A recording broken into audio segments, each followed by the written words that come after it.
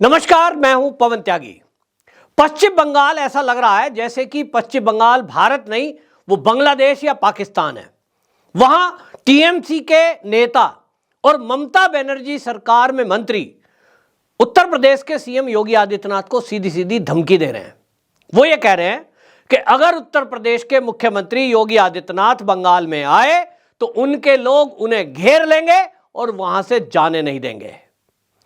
इतनी खुली चुनौती, ये धमकी, ये देने की हिम्मत और कोई नहीं, ममता बनर्जी का एक मंत्री कर रहा है। पश्चिम बंगाल का ये मंत्री लोगों को उकसा रहा है। भरी सभा में इस तरह की कार्रवाई करने के लिए तब कह रहा है जब अभी लोकसभा का चुनाव आने वाला है। और योगी आदित्यनाथ आप जानते ही हैं, भारतीय जनता पार्टी के स्टार कैंपेनर हैं। निश्चित रूप से पश्चिम बंगाल में उनकी सभाएं लगेंगी। तो क्या योगी आदित्यनाथ पर यह ममता बनर्जी का मंत्री अपने लोगों के द्वारा हमला कराना चाहता है? वहां योगी आदित्यनाथ के काफिले को घेर कर माहौल खराब कराना चाहता है? मंशा क्या है, इसका जवाब तो ममता बनर्जी को लेना चाहिए इस मंत्री से। लेकिन इस पर केंद्र सरकार की एजेंसियों को भी कार्रवाई करनी चाहिए कि एक नेता किसी मुख्यमंत्री को इस तरह की खुली धमकी कैसे दे सकता है। लोगों को उकसा रहा है और मुद्दा क्या उठा रहा है? ज्ञानव्यापी जो मंदिर है उसमें आप सोचिए, कोर्ट ने आदेश दिया। कोर्ट के आदेश के बाद ये जो वाराणसी की कोर्ट है उसने हिंदू व्यास तहखाने में हिंदुओं को पूजा का अधिकार दिया। और जो पहले भी था, मुलायम सिंह के वर्बली ऑर्डर के बाद वो बीच में तुष्टीकरण के कारण रोक दिया गया था। हिंदू पक्षकारों ने इसी बात को कोर्ट में गुहार लगाई कि साहब हम तो इसको पहले से करते आ रहे हैं, सदियों से करते आ रहे हैं, अंग्रेजों के जमाने से करते आ रहे हैं। तुष्टीकरण के कारण समाजवादी पार्टी की सरकार ने बिना किसी लिखित आदेश के इस पर रोक लगा दी थी। तो कोर्ट ने जब यह पाया कि भाई जब विवाद है, कोई कह रहा है मस्जिद, कोई कह रहा है मंदिर, तो दोनों पक्षों को, जहां मुस्लिमों को नमाज पढ़ने की इजाजत दी, हिंदुओं को श्रृंगार गौरी मंदिर में मूर्तियों की पूजा का अधिकार दिया। यह अधिकार मुलायम सिंह की सरकार ने छीना तो मामला कोर्ट में गया। और जब तक यह तय नहीं हो सकता कि कोर्ट क्या कह रही है कि वहां मस्जिद रहेगी कि मंदिर, तब तक तो विवाद है।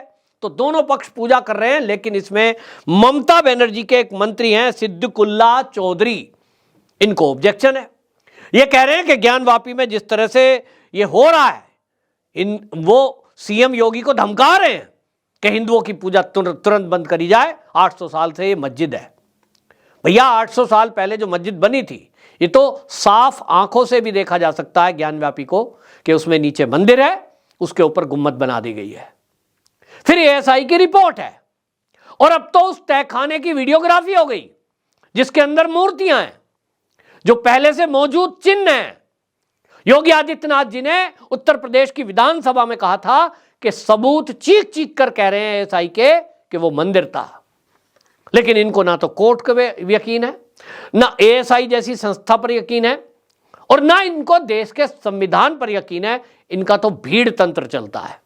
और इसीलिए ममता बनर्जी का ये जो मंत्री है सिद्दीकुल्ला चौधरी, ये भीड़ को उकसा रहा है। जमीयत उलमाए हिंद की एक सभा में बोल रहा था और इसने कहा कि अगर योगी जी आएंगे, मैं एग्जैक्ट वर्ड आपको बताता हूं क्या कहा इसने, कोर्ट की मदद से ये लोग जबरदस्ती मस्जिद में पूजा कर रहे हैं। उनको, योगी आदित्यनाथ के लिए उसने कहा, उनको अकल है या नहीं? अगर वो बंगाल आएंगे तो हमारा संगठन उन्हें घेरेगा और उन्हें बंगाल से जाने नहीं दिया जाएगा। जमात उलमाए हिंद के लिए कह रहे हैं हमारा संगठन। हमें ज्ञानवापी खाली चाहिए। हम तो किसी मंदिर में जाते इबादत करने नहीं जाते हैं, तो हमारी मस्जिद में क्यों आ रहे हो? मस्जिद तो मस्जिद है, ज्ञानवापी मस्जिद को तुरंत खाली करें। ये आप सोचिए, एक मुख्यमंत्री को ये चुनौती दे रहे हैं जनाब, और वो भी किसको? योगी आदित्यनाथ को। अब इस पर मैं तो कह रहा हूं कि अब कानून के दायरे में रहते हुए योगी जी को तो एक एफआईआर दर्ज कर लेनी चाहिए और इसके लिए कोर्ट में मूव करना चाहिए और इसको तत्काल गिरफ्तार करके। लेकिन ये तो असल में मंत्री साहब हैं और एक विधायक हैं, तो भाई इनको ऐसा नहीं कर सकते। इनकी जगह अगर कोई आम आदमी होता, क्या इस बयान के बाद उत्तर प्रदेश की पुलिस उनको छोड़ देती? निश्चित रूप से नहीं। भारत के किसी भी कोने में क्यों ना हो, ढूंढकर पुलिस निकालती है और ऐसे ही उल्टा पेड़ पे लटका भी देती है। यहां तो बुलडोजर भी चलता है। लेकिन हमारे देश के कानून में ऐसा कोई प्रावधान अभी तक नहीं रखा गया कि ये जो चुने हुए प्रतिनिधि हैं या ये देश के नेता हैं किसी भी राजनीतिक दल के, इनके खिलाफ इस तरह की कार्रवाई की जा सके। अब मैं तो सुनता आया हूं बचपन से, हमारे लोकतंत्र के 4 स्तंभ हैं, एक न्यायपालिका, एक कार्यपालिका, पत्रकार, विधायिका, बाकी 3 पे तो कोई दिक्कत नहीं है। लेकिन मैंने यह देखा है, मनीष कश्यप का केस हो, अर्नब गोस्वामी का केस हो, टाइम्स नाउ नव भारत की पत्रकार को जेल में डालना हो पंजाब में, और अभी अभी आपने देखा कि रचित कौशिक को जेल में डाल दिया गया। मामला क्या है मेरा उस पर मतलब नहीं है, मैं केवल ये बताने की कोशिश कर रहा हूं कि लोकतंत्र का एक चौथा मजबूत स्तंभ जिसको मैं बचपन से सुनता आया हूं, पत्रकार, उनको जब चाहे जो चाहे पकड़कर जेल में डाल देता है, चाहे गलती छोटी ही क्यों ना हो। लेकिन इस लोकतंत्र में हम ये देख रहे हैं कि राजनीतिक दल के नेता किसी भी पार्टी के हों, कुछ भी बवाल करें, हां किसी भी पार्टी के नहीं, बीजेपी छोड़कर किसी भी पार्टी के हों, क्योंकि यही बयान, अगर इसी तरह का बयान किसी और मुख्यमंत्री या कांग्रेस के किसी लीडर के विरुद्ध किसी भारतीय जनता पार्टी के एक जिला स्तर के, ब्लॉक स्तर के नेता ने भी दे दिया होता तो अभी तक ब्रेकिंग न्यूज टीवी पर चल रही होती। और देखिए यह बीजेपी के नेता ने दे दिया जहरीला भाषण, कैसे कांग्रेस के नेता को या टीएमसी के नेता को या समाजवादी नेता को कैसे ये कह रहे हैं घेरेंगे। ब्रेकिंग न्यूज चल रही होती और इस पर डिबेट्स चल रही होती और कोई ना कोई कोर्ट भी पहुंच ही गया होता, और कोर्ट भी सीधा सुप्रीम कोर्ट।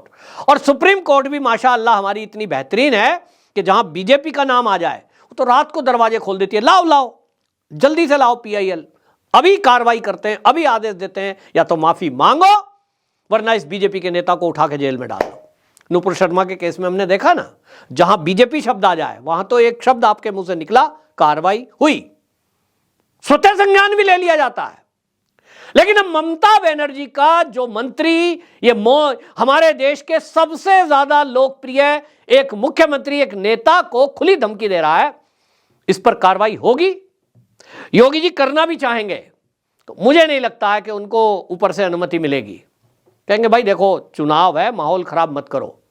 लेकिन आपको बता दूं, पश्चिम बंगाल में लगातार इस तरह के नेताओं के बयान, टीएमसी के नेताओं के, वामपंथी नेताओं के, कांग्रेस के नेताओं के ये बयान आ रहे हैं। इससे ये सिद्ध करना चाह रहे हैं कि हम आपके योगी से भी नहीं डरते।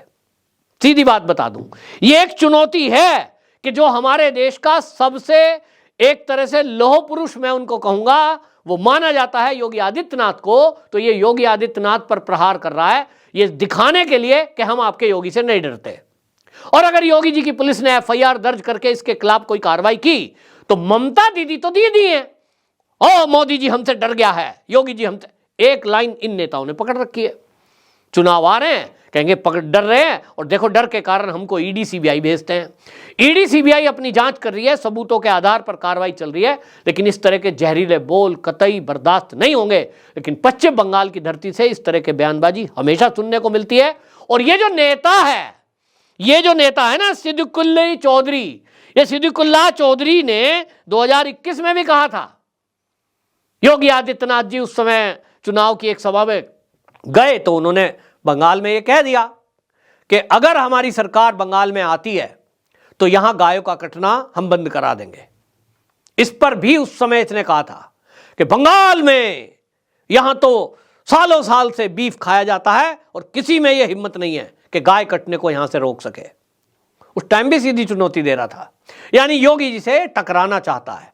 मैं इस वीडियो के माध्यम से देश के प्रधानमंत्री मोदी जी को, अमित शाह को कहना चाहता हूं कि योगी जी को जरा इस मामले में छूट दे दें, रोक ना लगाएं, एक आध का हिसाब तो होने ही दें। और योगी जी इस पर तुरंत कई सारी धारा लगाओ, क्योंकि ये लोगों को भड़का रहा है, दंगे कराने की कोशिश कर रहा है, ये भड़काऊ बयानबाजी कर रहा है। आम लोगों पे तो एफआईआर हो जाती है, कई सारे एक्ट में देखना होगा क्या इस पे कार्रवाई होती है। लेकिन जनता मांग कर रही है कि इस व्यक्ति ने योगी जी को ललकारने की कोशिश की है, और यह दूसरी बार है।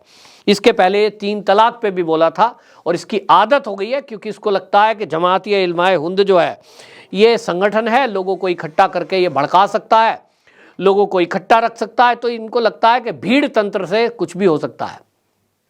लेकिन जैसा मैं योगी जी को जानता हूं, इसको बुलाया नहीं जाएगा। हो सकता है 24 के चुनाव तक मोदी जी योगी जी को यह कार्रवाई ना करने दें, लेकिन इतना पक्का जान ले ये नेता, ये टीएमसी का नेता, कि बेटा चुनाव निपटने दीजिए, योगी जी जरूर आपकी इस बात का उत्तर देंगे। आपकी क्या राय है? कमेंट बॉक्स में जरूर बताएं। वंदे मातरम।